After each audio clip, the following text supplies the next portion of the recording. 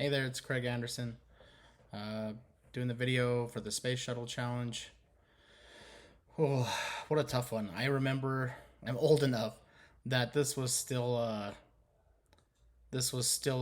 somewhat hot topic.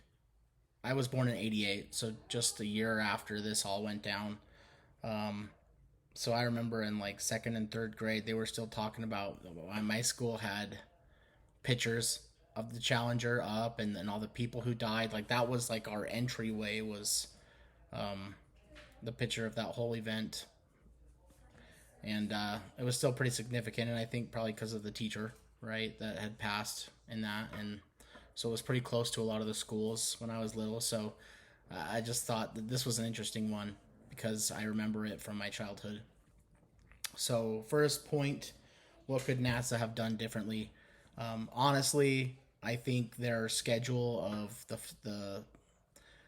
the missions, the shuttle missions, just being like feedlot, constant back to back, like it was just unnecessary. I think we'd already established space dominance um, in that respect, and just to make it like oh, we're going every other week, just throwing another one up over and over and over. That just in of itself creates opportunities for problems, especially where they're reusing the shuttles over and over and over. Um, I think that's number one. The biggest thing they could have, maybe not number one, but definitely one of the biggest things is just their whole outlook um, of pushing these missions just to do it without any direct actual need to maintain that rigorous schedule.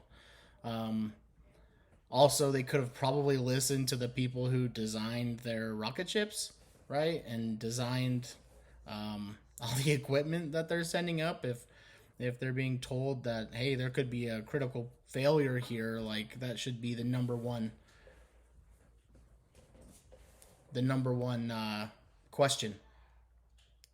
I'm sorry, my daughter came in the screen and distracted me. Um, that'd be the number one point, right? Listen to the people who are designing your hardware. Hey, there might be a problem and people might die. That seems huge. Um, oh wow, I'm running out of time. What should Roger have done differently, if anything? Honestly, I think there's a couple avenues. I think he probably could have gone more public, right? He could have gone to the authorities. He probably could have gone to media outlets in an anonymous fashion. I mean, how many people would have that kind of knowledge? I think he'd be singled out pretty quickly and lose his job. I think there's no question that had he pushed harder than what he did, he would have definitely been fired, and probably blacklisted from the industry. Having been in a career a little bit myself, at this point, I can see the dilemma that he would face with that problem. Like, do everything you can to bring up the problem and mention it, and at the same time keep food coming on the table. So, and I think he's probably regretting not doing more. Honestly, I think he was up until the end. Um, what do I see? A professional responsibilities in relation to both being loyal to management and protecting the public welfare.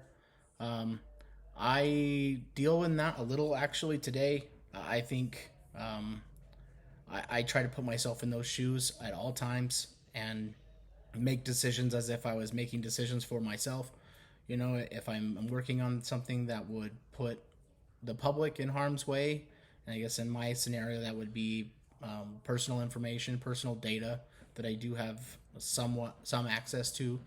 Um, Anything that would impact people needs to be thoroughly reviewed in terms of what's best for them, what's best for the company. And while I am loyal to my leadership and I am loyal to my company, I'm loyal to humanity first, and I always will be. Um, Looks like I've gone quite a bit over, so I won't go into that more. I could talk all day on that subject, but anyways, that's my response.